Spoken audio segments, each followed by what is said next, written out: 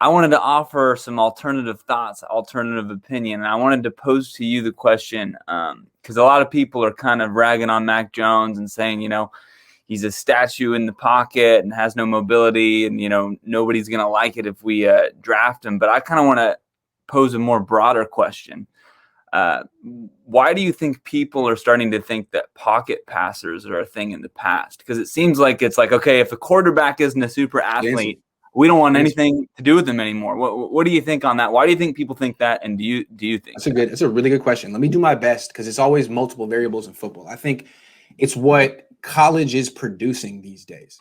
College hasn't produced a dominant pocket passer. Who's the last one? Yeah, that's a good question. I mean, Goff was supposed to be it. Winston was supposed to be it. Yeah. Baker can move. Mahomes can move. I mean, really, the last one. I mean, Brady's great. Matt great, but it's been Matt Ryan. Maybe it was Matt Ryan. It's been like more than a decade. So college isn't producing it as much anymore. And also, I think that the offensive linemen that colleges are producing are not good as well. So pass protection's an issue.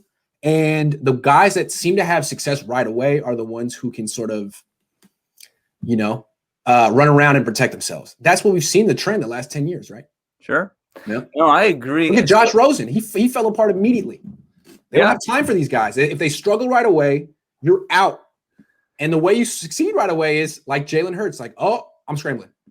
That's an interesting point to make because it's almost like I think that athleticism and mobility is kind of like a quick Band-Aid. Hell yeah, it is. Make sure that you can accelerate. Hell yeah, it is. And that's why when people are like, hey, Mac Jones is the most pro-ready in this class, I'm like, no, Mac Jones would really struggle next year. There's a reason that Jimmy Garoppolo is still on this team. Mac Jones would throw like 30 picks next year. Like, no, that guy needs some time.